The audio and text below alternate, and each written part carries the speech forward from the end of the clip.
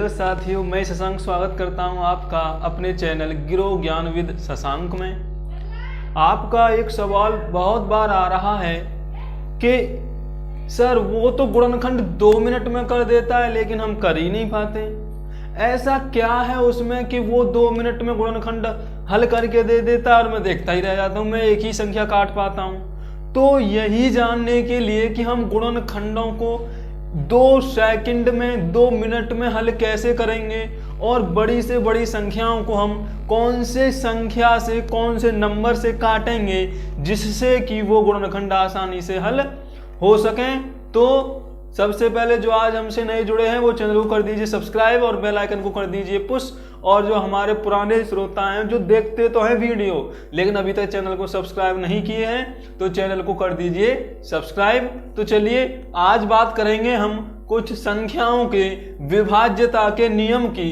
अगर वो नियम हमें आते हैं तो हमें पता लग जाता है कि ये वाली संख्या अब इस नंबर से कटने वाली है।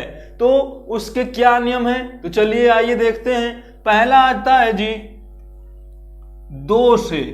आखिरकार कोई संख्या 2 से कब कटेगी हमें कैसे पता लगेगा कि ये वाला जो नंबर है वो 2 से ही कटेगा। तो याद रखिए जिन संख्याओं के अंत में 0, 2, 4, 6 और 8, जिन संख्याओं के अंत में 0, 2, 4, 6, 8 आता है वो सभी संख्याएं 2 से विभाजित हो जाएंगी। मान लीजिए आपके पास कोई नंबर लिखा है 3, 5, 6, 8, 9, 7, इतना बड़ा कोई नंबर है तो आपको ये नहीं देखना बार बार भाग लगा के कि ये 2 से कटेगा कि नहीं कटेगा। आप सीधे उसके अंत में जाइए, उसके इकाई का अंक देखिए कि इकाई का अंक क्या है। यदि इकाई का अंक 2 से कट रहा है, 2 से कट रहा है मतलब 0, 2, 4, 6, 8 आ रहा है तो वो 2 से कटेगा वरना वो 2 से नहीं कटेगा। तो पहला स्टेप आपको समझ में आ गया होगा।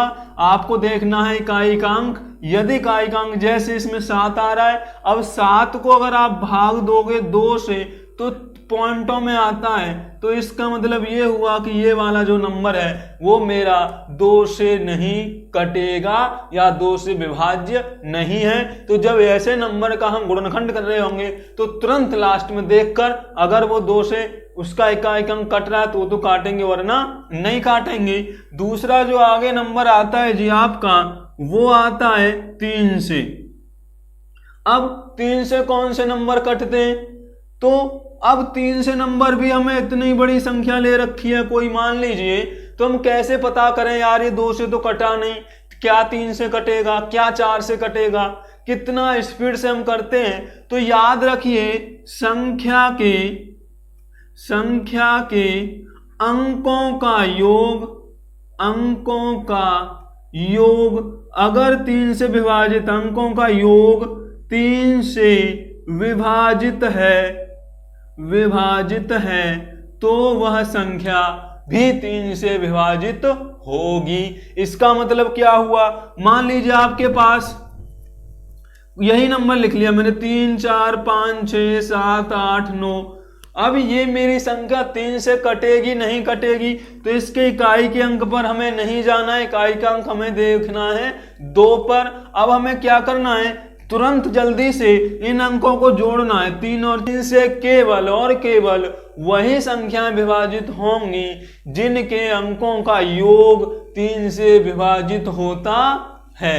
यहीं पर ध्यान रखिए 9 से भी वही संख्याएं विभाजित होती हैं जिनके अंकों का योग 9 से विभाजित हो। जिनके अंकों का योग 9 से विभाजित हो वही संख्याएं भी 9 से ही कटेंगी। आगे आ जाता है आपका तीसरा नंबर 4 से। अब 4 से कौन सी संख्याएं कटेंगी तो याद रखिए दहाई तक की संख्या अगर आपकी 4 से डिवाइड हो रही है तो वो संख्या 4 से कटेगी वरना नहीं कटेगी। क्या बोला मैंने, दहाई तक की संख्या। तो यदि यही वाली संख्या होती और मुझे देखना होता है ये 4 से कटेगी या नहीं कटेगी तो ये 8 और 9 है, भागित 4 लगाओगे तो 89 4 के पहाड़े में नहीं आएगा, यानी कि ये संख्या भी 4 से विभाजित नहीं है। ये संख्या भी 4 से विभाजित नहीं है। अब हम देखते हैं 5 से। शायद 5 और 10 से ज्यादा सिंपल कोई भी संख्या नहीं बता सकते आप जो कर सके। तो 5 से केवल वही संख्या डिवाइड होती हैं जिनके इकाई का अंक 0 और 5 होता है। 5 से केवल और केवल वो संख्याएं डिवाइड होती हैं जिनके इकाई का अंक 0 और 5 होता है। मान लीजिए 6, 7, 8, 9, 0, 2, 3, 5 इतनी बड़ी कोई संख्या लिखी है तो आप इसमें भाग लगा के नहीं देखोगे कि क्या ये 5 से कटेगी या नहीं कटेगी। केवल आप इकाई का अंक देखिए तो इकाई का अंक 5 है, तो सीधा मतलब है यदि इकाई का अंक 0 और 5 आ जाए तो वो संख्या 5 से कटेगी, अन्यथा नहीं कटेगी। आगे आता है आपका 5वां नंबर 6 से। तो 6 से तो बड़ा सिंपल है भाई। 6 से केवल वही संख्याएं कटती हैं जो 2 और 3 दोनों से विभाजित हों। 2 और 3 दोनों से विभाजित हों। अब 2 से कौन होगी जिसके इकाई का अंक 0, 2, 4, 8 होगा। 3 से कौन होगी जिसकी संख्या के अंकों का योग 3 से कटेगा। तो अब मान लीजिए मेरे पास कोई 4, 6, 8, 4, 5, 3, 2 ये एक संख्या लिखी हुई है। मुझे देखनी है कि ये संख्या 6 से कटेगी या नहीं कटेगी। तो आप देखिए इसके इकाई का अंक 2 है तो ये 2 से तो कट जाएगी। अब मुझे देखना पड़ेगा 3 से, तो 4 और 6 10 और 8 18 और 4 22 और 5 27 और 3 30 और 2 32 आ रहा है जो कि 3 से विभाजित नहीं है। तो ये संख्या 6 से भी विभाजित नहीं होगी। तो 6 से वही संख्याएं विभाजित होती हैं जिनके अंकों का योग जो केवल और केवल 2 और 3 दोनों से विभाजित हों। आगे आ जाता है 8 से। तो 8 से केवल वही संख्या विभाजित होती हैं जिनके सैकड़े तक की संख्या 8 से विभाजित हो। यानी 2 से हम इकाई का अंक देखते हैं, 4 से दहाई तक की संख्या देखते हैं और 8 से सैकड़े तक की संख्या देखते हैं। तो अगर वो विभाजित है उस नंबर से तो वो संख्या उससे कटेगी, वरना नहीं कटेगी।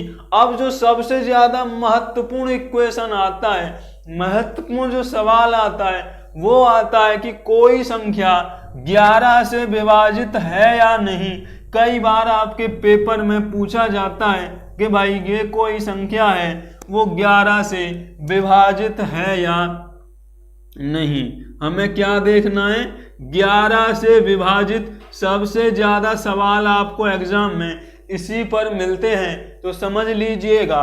पहले आप मैं एक संख्या बता रहा हूं आपको, 3, 4, 5, 6, 7, 8, 9 ये वाली कोई संख्या है, आपको बतानी है ये 11 से विभाजित है या नहीं। तो 11 से विभाजित होने के लिए क्या होना है, सम स्थानों, याद करिए, सम स्थानों के अंकों का योग, सम स्थानों के अंकों का योग बराबर है विषम स्थानों के अंकों के योग के, अंकों के योग के। तो वो संख्या 11 से विभाजित है, वरना वो 11 से विभाजित नहीं है। अब ये सम और विषम क्या है वो दिमाग लगाइए। पहले स्थान पर 9 आ रहा है तो ये विषम संख्या होती है। सम और विषम में आप पढ़ चुके हो, जो नहीं पढ़े हैं वो सम विषम वाली वीडियो जाकर पढ़ सकते हैं, देख सकते हैं। 8 इसमें 2 नंबर पर आ रहा है तो ये सम स्थान हो गया। 7 ये 3 नंबर पर आ रहा है तो विषम स्थान हो गया। 6 4 नंबर पर आ रहा है तो ये सम हो गया। 5 5वें नंबर पर आ रहा है तो विषम हो गया। 4 6ठे नंबर पर आ रहा है तो सम हो गया। और 3 7वें नंबर पर आ रहा है तो ये विषम हो गया। तो ये विषम स्थान हो गए और ये सम स्थान हो गए। लेकिन आपको सम और विषम को नहीं जोड़ना है, आपको क्या जोड़ना है, उन स्थानों पर जो अंक आ रहे हैं। अब कौन कौन आ रहा है, तो सम स्थानों पर अंकों का योग देखिए, 8 + 6 + 4 बराबर आ गया आपका 8 और 6 14 और 4 18। विषम स्थानों पर देखिए 9 + 7 + 5 + 3 बराबर हो रहा है 9 7 16, 16 और 5 21, 21 और 3 24। तो ये आपस में बराबर नहीं आए हैं, तो ये संख्या 11 से विभाजित नहीं है। ये संख्या 11 से विभाजित नहीं है। 11 से कौन संख्या विभाजित होती हैं? सम स्थानों के अंकों का योग बराबर आ जाए विषम स्थानों के अंकों के योग के, तो वो संख्या 11 से विभाजित है, वरना वो संख्या 11 से विभाजित नहीं है। एग्जाम में सवाल कैसे पूछा जाता है वो आप दिमाग लगाइएगा, समझिएगा। बहुत अच्छा क्वेश्चन है कि कोई संख्या है 3 4 8 9 x 5 6 4, ये वाली कोई संख्या है और आपसे बोला जाता है कि ये 11 से विभाज्य है। ये संख्या 11 से विभाज्य है, तो x का मान बताइए। तो x का मान कितना है? तो x का मान कितना है? यदि ये संख्या 11 से विभाज्य है तो भाई 11 से विभाज्यता का अगर आपको नियम पता है तो आप बता सकते हो इसमें x का मान कितना आएगा। अगर आपको नहीं पता है तो फिर जरा मुश्किल हो जाएगा। तो 11 से विभाज्य होने का नियम क्या है? सम स्थानों के अंकों का योग बराबर विषम स्थानों के अंकों के योग के। तो विषम स्थान और सम स्थान देखिए, तो पहले सम देख लेते हैं, कोई सा देख लो, पहले विषम देख लेते हैं। 4 फिर 5 फिर 9 फिर 4, ये तो हो रहे हैं विषम स्थान। पहला तीसरा पांचवा और 7, पहला तीसरा पांचवा और 7वां बराबर आना चाहिए सम स्थानों के, यानी 6 प्लस x प्लस 8 प्लस 3। तो जोड़ लीजिए, 4 और 5 9, 9 9 18 और 4 22 बराबर हो गया 6 और 8 14, 14 और 3 17 प्लस x के साथ ये फालतू है तो 22 माइनस 17, तो x बराबर 5। यानी कि यदि x की जगह पर 5 आ जाए तो ये संख्या 11 से विभाजित हो जाएगी।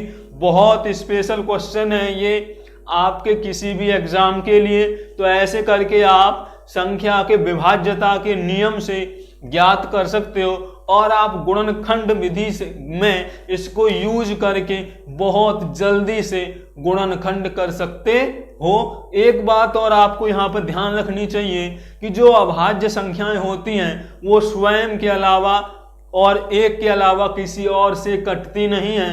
तो जब भी अब आपको अभाज्य संख्या नजर आ जाए तो तुरंत आप उस संख्या को उस नंबर से काट दीजिए। मान लीजिए कहीं पे 13 बच जाती है, 17 आ जाती है, 19 आ जाती है, तो ये तीनों संख्याएं अभाज्य हैं। तो आप इसमें फॉर्मूला लगाने की कोशिश करोगे कि 3 का लगा दें, 7 का लगा दें, 9 का लगा दें, 13 का, तो नहीं होगा। क्यों? क्योंकि ये संख्याएं अभाज्य हैं और अभाज्य संख्याएं स्वयं से ही डिलीट होती हैं, स्वयं से ही कटती हैं। तो 13 को 13 से, 17 को 17 से और 19 को 19 से, 23 को 23 से, यानी 1 से लेकर 100 तक की अगर आपको अभाज्य संख्याएं पता है तो आप गुणनखंडों को चुटकियों में हल कर सकते हो। तो अब समझ में आ गया होगा कैसे हम विभाज्यता के नियम करते हैं। तो ऐसे ही शानदार जानदार वीडियो के लिए बने रहिए हमारे साथ और देखते रहिए हमारा चैनल गिरो ज्ञान विद शशांक। मिलते हैं आगे नई वीडियो में जिसका रहेगा आपको इंतजार।